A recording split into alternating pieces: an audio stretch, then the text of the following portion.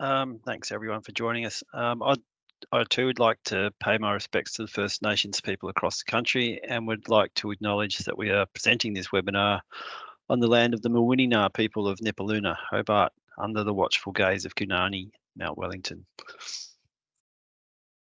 So today, the first slide we have here, I'll just give you a brief overview of what we're going to go through today. So we're going to tell you a little bit about the Tasmania office, what we get up to, and the consolidation process that we went through when we had to move some records to Canberra, and how we went about selecting records for digitisation. And we'll also highlight some of those records that have been digitised and show you a few links to other parts of the collection. So the soil map you see there is one that was recently digitised, and it comes from one of our CSIRO series, and we'll discuss those a little bit later.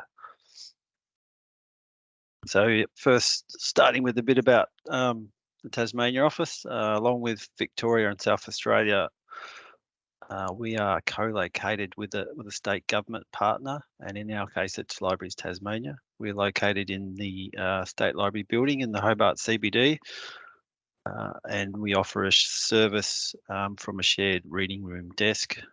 The slide shows the entry to our reading room, which is known as the history room, and the other slide is the exterior of the State Library building, which is aging quite well since its construction in 1962. So yeah, it's a great partnership we have here with the state, and we offer researchers convenience of colonial, state and Commonwealth record access all in the same location. So we often I won't say poach, but we we overhear conversations, and yeah, there's lots of cases where pre-colonial records overlap with our collection. The Lighthouses is an example where both institutions have the records. So yeah, we have 3 permanent staff and 2 casuals, which makes us one of the smallest. I think we're in competition with Darwin for the smallest office.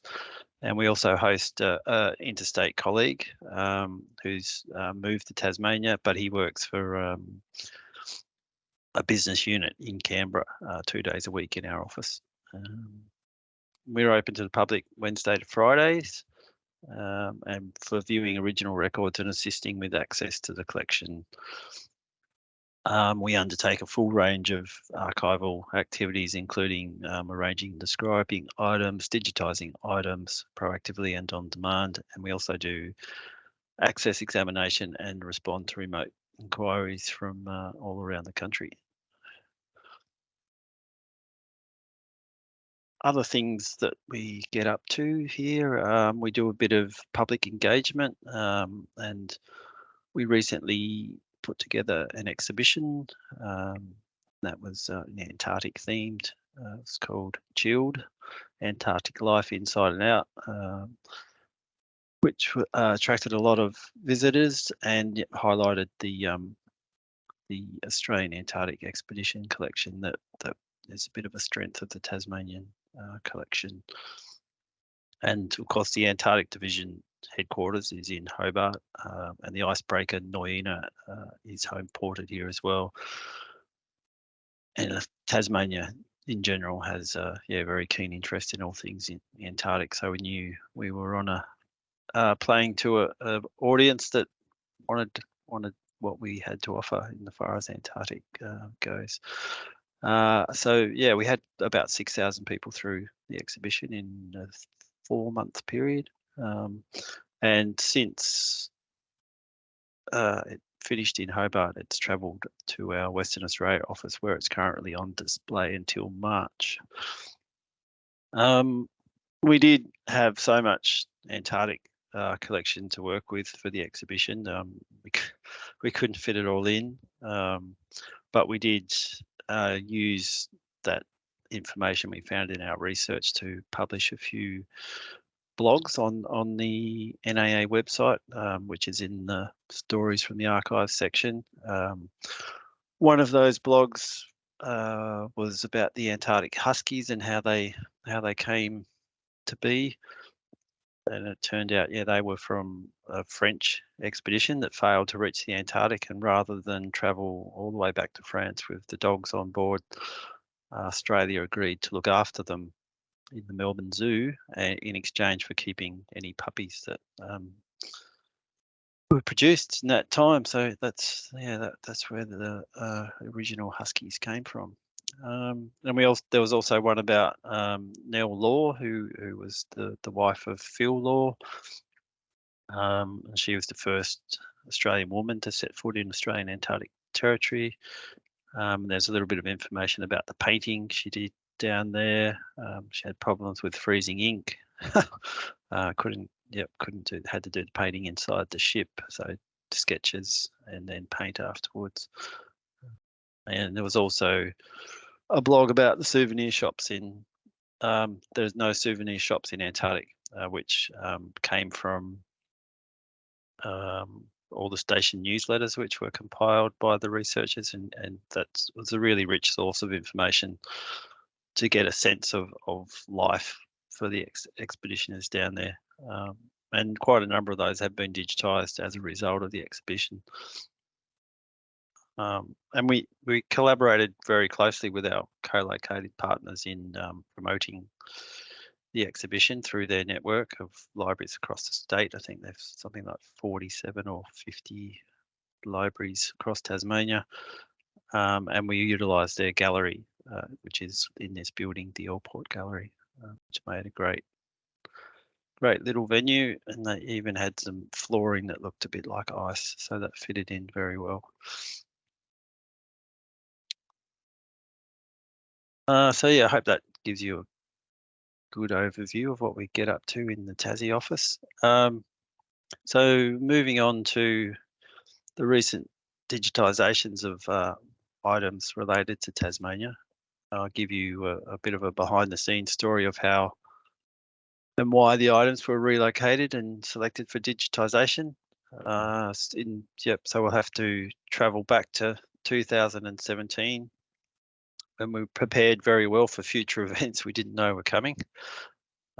So on the slide you can see we produced a survey report of the National Archive collection in Tasmania. We can also see, I don't mind a pie chart, to assess the state of the collection and identify where our resources should be directed for preservation, description, digitisation, and guide our future projects for the Tasmania office.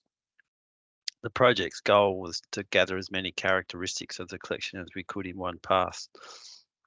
We systematically worked through each series of record and noted things such as the condition of the items, whether they were fragile, robust, or in need of preservation, the number of items in each box or folder, and the number of pages per item, which is useful when it comes to digitisation.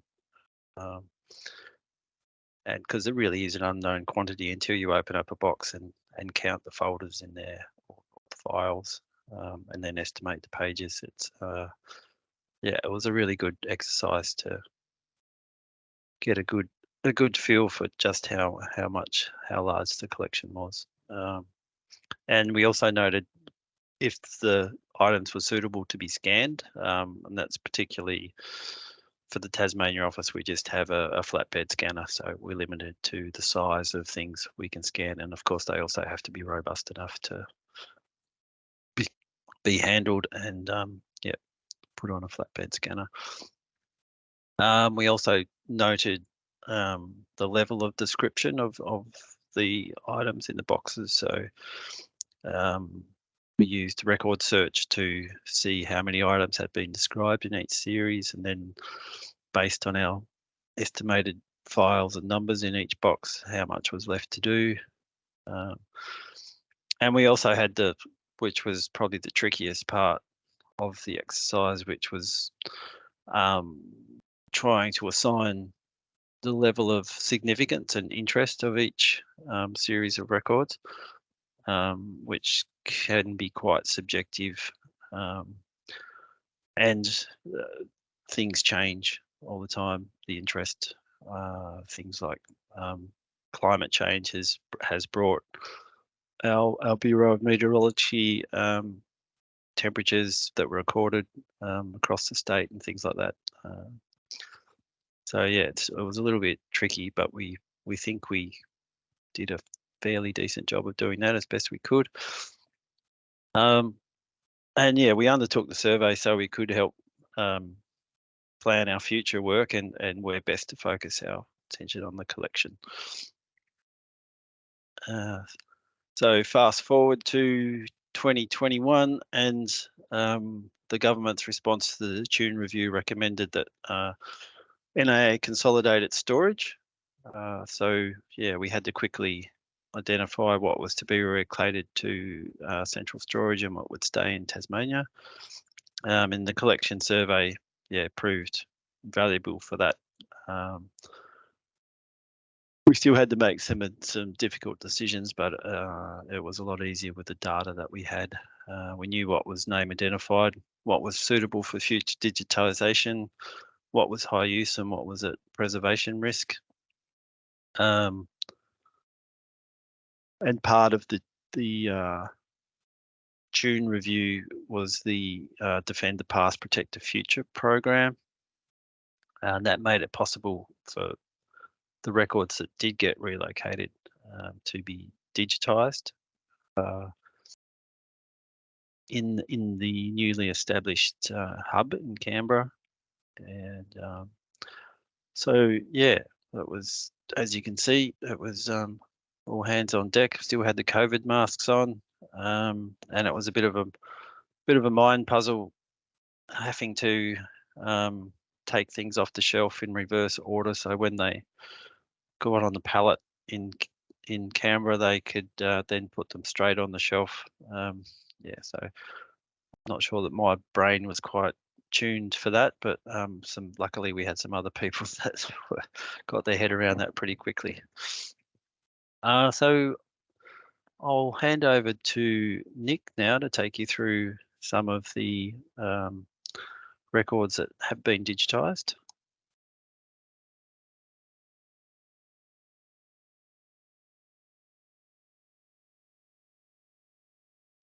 I think you need to unmute, Nick, if you haven't. Thank you, Bruce. So what we're going to do now is take you through what's new in our digitised collection. So thank you all for coming. My name's Nicholas. I'm an archival officer here in the Tasmanian office as well. So as mentioned, our colleagues in Canberra have been busily digitising away since our Tasmanian collection consolidation, which Bruce was just talking about. So ultimately, Tasmania and Canberra worked collaboratively in deciding what should be prioritised for digitisation. And really, there were a number of factors that went into deciding this. And as touched on before, obviously the fragility of the record or series and the popularity of the record. And of course, continually we would, before I was here, Bruce, Christina, and previous staff members would refer back to the Tasmanian Collection Survey, which Bruce was speaking to earlier. So on the screen here, we see a very popular image looking over the Tasman Bridge. And this is actually the same image which has been used on our new Tasmanian office postcards. So if you were to come down here and visit and have a chat with us, you could certainly take one home with you. And you may also notice just in the bottom left, see the TAA bus. So this was the Trans-Australia Airlines bus, which actually connected the airport to the city. So this is the original Skybus.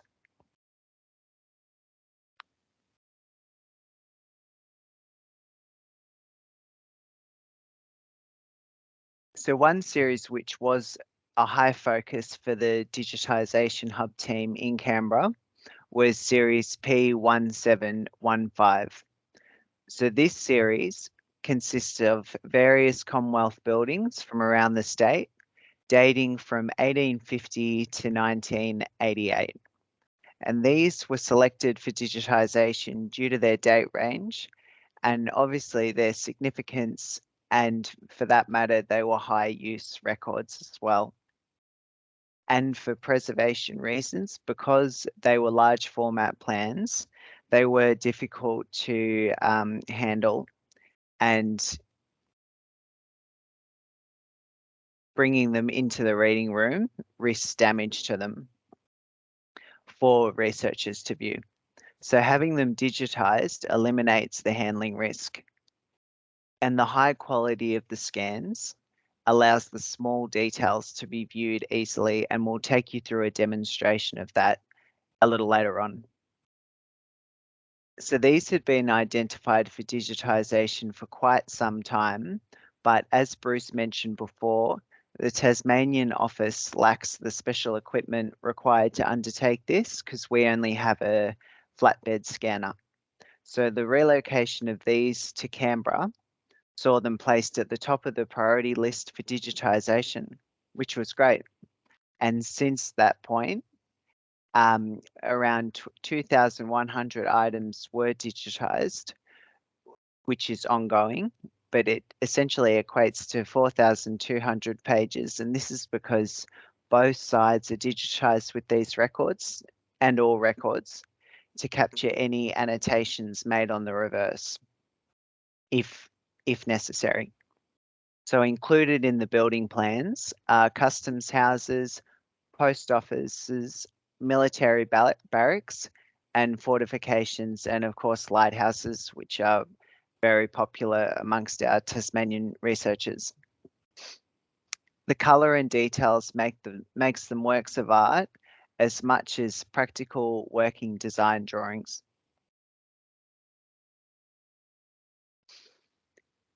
And here we've gone through and picked out some personal favourites. So here we see the Derby Post Office in Tasmania. And for a little background, Derby was an old tin mining town and originally known as the Brothers' Home until renamed Derby in 1885. And during the mining boom, the population boomed, reaching over 3,000. But today the permanent population of Derby sits at approximately 109 residents. However, Derby does swell in number due to the popular mountain biking in the area. And here we see the photograph of the post office sloping down the hill, and then that is also reflected on these plans in P1715, and you can see the plan citation in the bottom right corner. So that what we're reading there is the series P1715, and then next to it is the control symbols. That's 4899. So that's just another easy way to identify what you're looking at.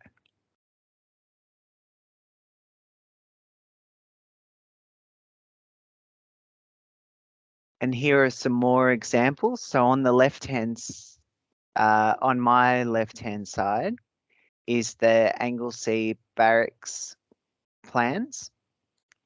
So this is actually located on Davey Street. And I noticed it when I began in the office. I moved here in May. I was originally in the Melbourne office.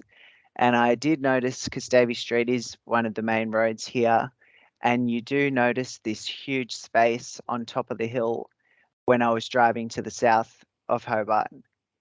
And you can only catch a glimpse of the reserve and of the engineers' drill yard. But obviously, as many explorers in our Australian Antarctic Division records proclaimed, this was only the tip of the iceberg. And as you can see from the plan, it's huge. It's an enormous space, this military barracks, on top of the hill as well. So the military claimed the best spot in town, which wasn't surprising. But what was surprising is to learn from a researcher in our history room that the Anglesea Barracks here in Hobart is actually the oldest still operational military barracks in Australia, which was quite incredible to me. I had no idea.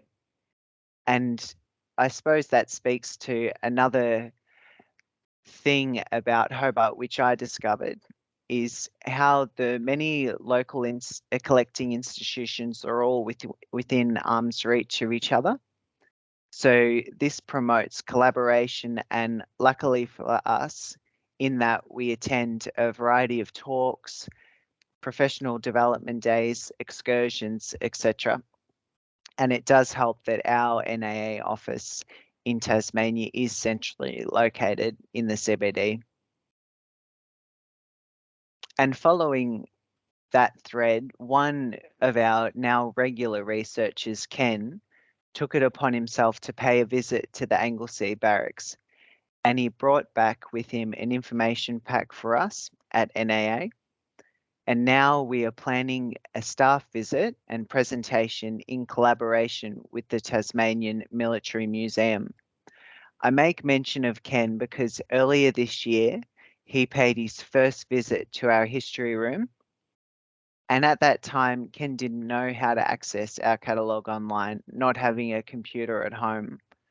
And then in just a few weeks, he was ordering digital copies of records, jotting down item citations, and even finding other relevant records through our online catalogue. So really, he is a real-time example of our public users making most of our history room and previously digitised records, along with the reduced digitisation fees being offered for records which have been recently relocated interstate, as the series that we were mentioning before as well, along with many others which did go to Canberra.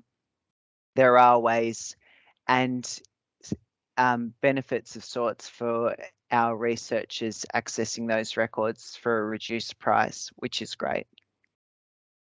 And on the right-hand side, my right-hand side, is another image of a building within the Anglesea Barracks. And this is actually the original Hobart Barracks jail, which is actually now the Military Museum, which we were mentioning before.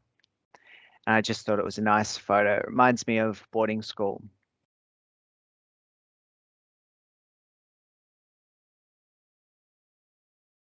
So I'll move on to another series here. So this is series P1934, and these were brands registered for use in Tasmania. And we make mention of this because it's just a really nice single record. So it's over 150 pages, and it's just the one bound volume. So it's quite interesting to flick through, and we can see the original wrappers and or packaging have been captured in this record. So that's quite a highlight, which we thought we would share with you, which is now available to view in its entirety through Record Search.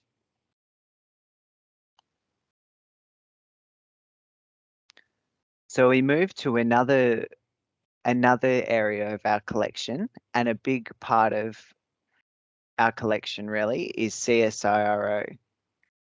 So CSIRO is a big time employer in Hobart, just as the State Library is, where we operate out of. The CSIRO marine laboratories were transferred to Hobart in 1984 after 47 years of research in Cronulla in New South Wales. The CSIRO is an ever-evolving organisation with a multitude of different research streams, so it can be difficult to find one term that really best describes their operations. However, one concept we can all grasp is the decision to situate the marine laboratory logically by the water, firstly in Cronulla and now in Hobart. So we look on the screen here, and we're wondering why journey of this agency through our collection from New South Wales to Tasmania, now in Canberra. So why is this? And we'll explain that in a short while.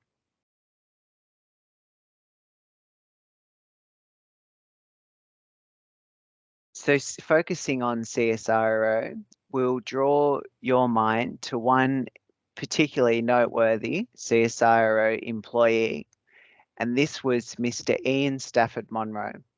So Mr. Monroe, who you can see on the screen, was a leading archaeologist. So archaeology is the brand of zoology devoted to the study of fish. Ian was a very keen mind, and CSIRO, the Commonwealth Scientific and Industrial Research Organisation, which I should have mentioned before, that's what the acronym belongs to, they knew as much, so they employed him for a special project. And this is the project that Mr. Monroe was involved with. So this was a part of the publication, The Marine and Freshwater Fishes of Ceylon. It was undertaken between 1951 and 1954 and funded by the Colombo Plan. So this series, this project is reflected in series P2708 and P2710, and it just encompasses these really striking illustrations of all the fish. And I'll bring you through. We'll go to another slide. And here's some more. So Mr. Monroe gave his life to marine research. These are the illustration plates pictured on the screen for his publication. And as mentioned before, a part of series P2708. Now, as most of you would be aware as NAA members, we, the National Archives, hold Australian Commonwealth records. So you might ask, why would we, the National Archives, be interested in Sri Lankan marine life? Well, the then Ceylon government requested this project being funded under the Colombo Plan. So Ian, Mr. Monroe, was seconded to Ceylon in 1951 to draw up a checklist of the Ceylon fish fauna. The product is an incredible compilation. Apart from being visually appealing, these records also present the anomalies of seemingly non-Commonwealth activities making their way into our collection. Think about Ian's secondment. This train of thought opens up a whole other avenue of research. Our interactions with other countries bring with it documentation that you may not have thought of. Just like what you see on the screen here. And it is a pleasure to have this in our collection because it's really nice to see. It's really nice to see it. It's all viewable on record search.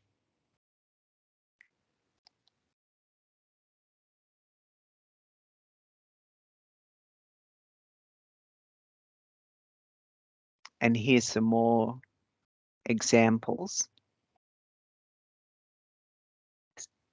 So interestingly, and as touched on before, is to keep in mind the movement of our records.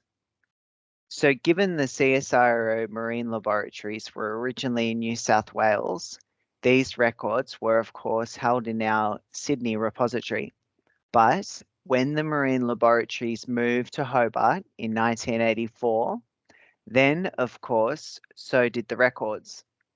This is a common digestible explanation of the physical movement of Commonwealth records, and hopefully it puts to bed some confusion when you're looking on record search and you stumble on split locations or previous locations, etc.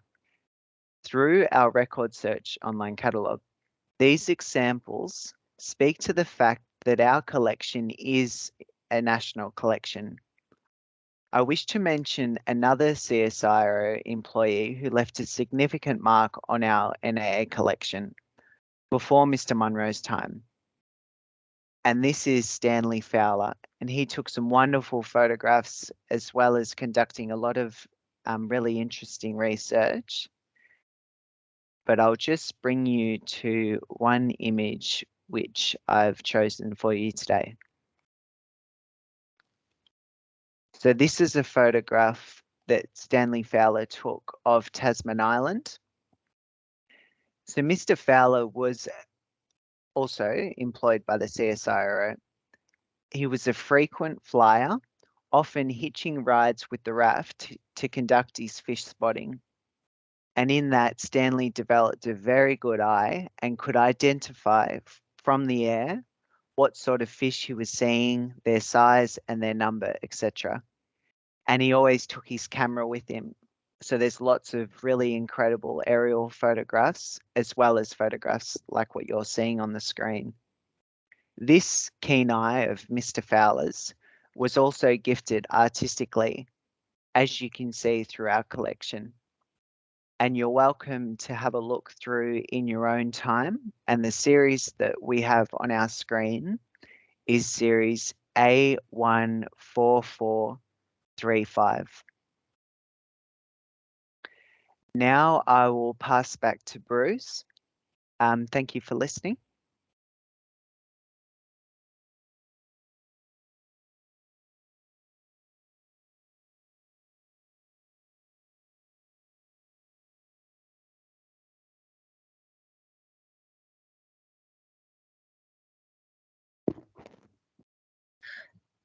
Hey Bruce, you're muted. Sorry about that. So yeah, the next one we're talking about is another CSIRO series. It's recently digitised, P2855, Soil Survey Reconnaissance Maps, Tasmania.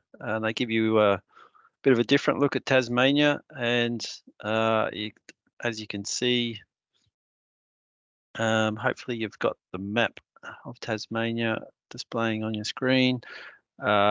And you can see the button grass plains on the west coast of Tasmania, which is coloured in a yellow, and yep, just highlights the different vegetation across Tassie. The earliest reports of soil investigations in Australia were published in 1845 in Strzelecki's Physical Description of New South Wales and Van Diemen's Land, and included detailed descriptions of 41 soils from New South Wales and Tasmania, with the stated aim of contributing some fresh data to the important question relating to the causes of the fertility or sterility of soils in general. One of the first tasks assigned to the CSIR when it was established by the Australian government in 1926 was to undertake research on soils. The maps in this series date from 1933 to 1966. Studies in Tasmania centred initially, not unsurprisingly, on apple growing and pine plantation soils, and later on the post-war soldier settlement areas in northwest Tasmania. In the 60s, research effort was put into the potassium status of soils in the northeast. Famous for its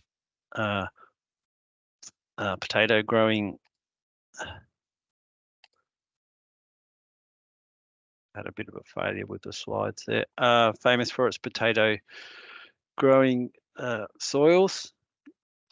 In total, there's 230 items that have been digitised from that series, and these include the aerial photographs and overlays that were required to produce the maps. So the next slide I have is of Flinders Island soil map. So before digitising items, we were required to describe them to our database. At the time I described this soil map, I wondered about the origin of the Fuchu Flats place name, which is located on the northeast coast of Flinders Island. I initially put it down to the influx of Chinese tin miners to Tasmania in the late 1800s. But I came across the name again when I was reviewing the digital copies of the maps and did a little bit of research to find out that it was actually a misspelling of the name. The region is actually named after a shipwreck, the city of the Fu Chao, which gently ran aground and became stuck on the beach in 1877. Its mast eventually remained the only visible evidence of the ship, and it stayed that way for 100 years before it too disappeared. That image on your screen is from our State Library of Tasmania colleagues, showing the mast peaking above the sand. So to address the mismatch in the names, I've added an archivist note to the description in square brackets, as it's archival practice to maintain the authenticity of the original document and preserve the incorrect spelling. So that way, if you search on Fu Chu or Fu Chao, you'll still get a result on record search. I'll pass back to Nick for the next slide.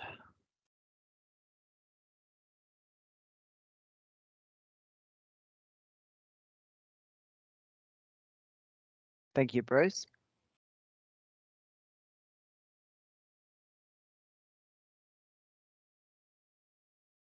So here we're looking at another series which was prioritised by the Hub for digitisation.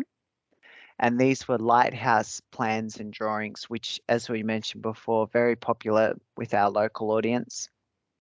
And amongst other blueprints for the Tasmanian lighthouses is, of course, the Superintendent's Quarters, which is a current focus of restoration for the Friends of Tasman Island, which is a volunteer organisation. And there are 319 plans of light stations from all around Tasmania, which have been digitised from this series, P2347. So that's one to note if you are interested.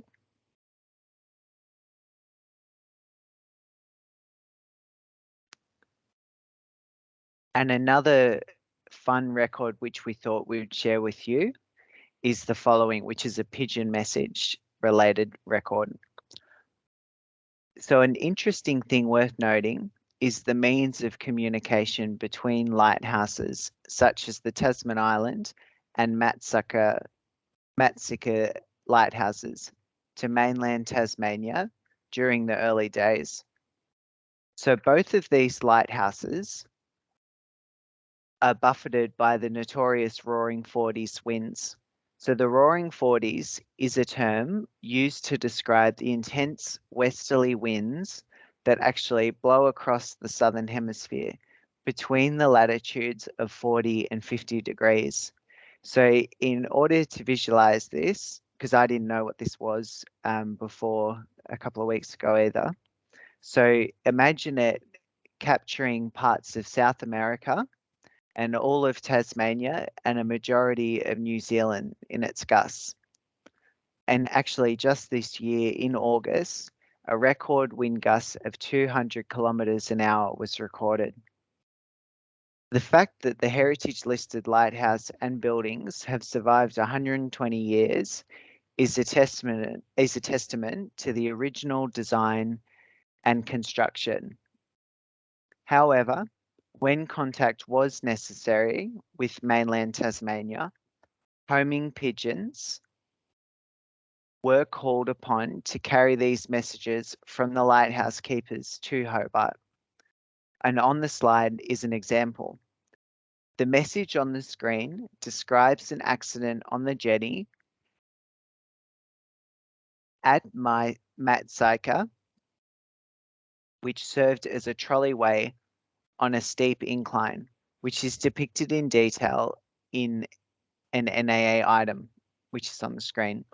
Further details of the accident can be found in a digitized correspondence file from series P1130. Now I will share with you a related record that Bruce has researched further. So here we're going to give you a demonstration of what we both mentioned before about the really high resolution digitized records from series P2347. So you'll see through record search, it really does help to view every fine detail. And I'll just play that for you now.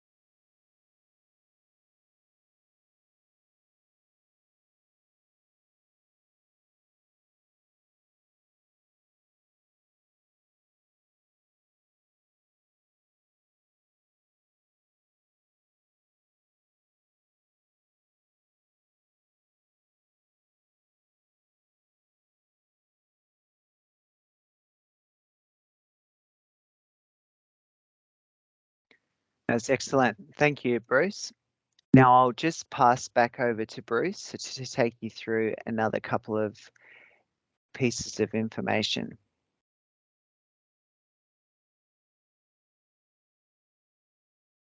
Thanks, Nick. So yeah, here we have another image. This one's from Matt Syker, and yeah, depicts the trolleyway that was in the recently digitised map plan. Yeah, so it's one of my favourite images from the collection, and it shows definitely doesn't meet today's workplace health and safety requirements, and it doesn't look too far away from needing another pigeon to be sent. Lighting a smoke on what I assume some barrels of fuel for the light. So this image and the pigeon messaging come from series digitized quite some time ago, but it does demonstrate how you can link different records to create a story. So we'll move on to the next recently digitized series, which comes from the Department of Labor and National Service, and it's an album related to the Tasmanian bushfires, which occurred on February 7th, 1967, and resulted in 62 deaths, 900 injuries, and 7,000 homeless. The album was recently transferred to National Archives in 2021 and was also identified for digitisation by the Hub. So here you can see the mobile support unit, which went out into the community to assist those in need. And many industries were affected by the fires, including, and the department provided support to those industries and to those that had been displaced from employment. The album also includes photographs and newspaper clippings that shows the impact on the community and industry. And here you can see the Carbide Works and the Cascade Brewery, which was they were both burnt by the fire, and the employees were actually used in the reconstruction process. So they were rebuilt quite quickly. And I'm not sure that the carbide factory actually reached its full production pre-fire. And here we have a home, distraught homeowners in front of a blazing home, and on the right is a trolley bus which was abandoned, and it was only 2 miles from the GPO in Hobart. So yeah, it sort of brings home the catastrophic events of that fateful day. So yeah, moving on to some of our recent and current projects. So we did some proactive digitisation of the Blythe Star marine inquiry. So it's recently been in the news, which you may have seen. The Blythe Star in April this year was confirmed, or its resting place was found by the research vessel investigator. After it was during a 38-day research voyage to discover a landslide off the west coast of Tasmania, but the Blythe Star project sort of piggybacked off of that investigation, and they actually were able to get video footage of the ship. And to commemorate the 50th anniversary of the tragedy, our colleagues in Canberra have recently published a blog. I'm not sure if any of you have seen that on the stories from the archive section, but it's well worth a read, and refers to the changes in maritime law that occurred as a result of the tragedy. And the anniversary fell on Friday the 13th of October. So yeah, it's a bit of a, if anyone's superstitious, yep. And our current project, which we're in the very early planning stage, is a series of customs correspondence, Series P437. It's the largest remaining series in Hobart and makes up a quarter of our holdings at 95 shelf metres. The series is largely undescribed, which is the main reason we kept it in Tasmania, so we could apply our local expertise and resources to it. We've set ourselves quite the challenge in taking it on. Our preliminary planning has revealed the original filing system wasn't what it could be. Many files are untitled and contain correspondence to unrelated activities and events. In order to describe them in a way that makes them discoverable by using record search, we'll have to repackage and individually list a variety of correspondence in each file.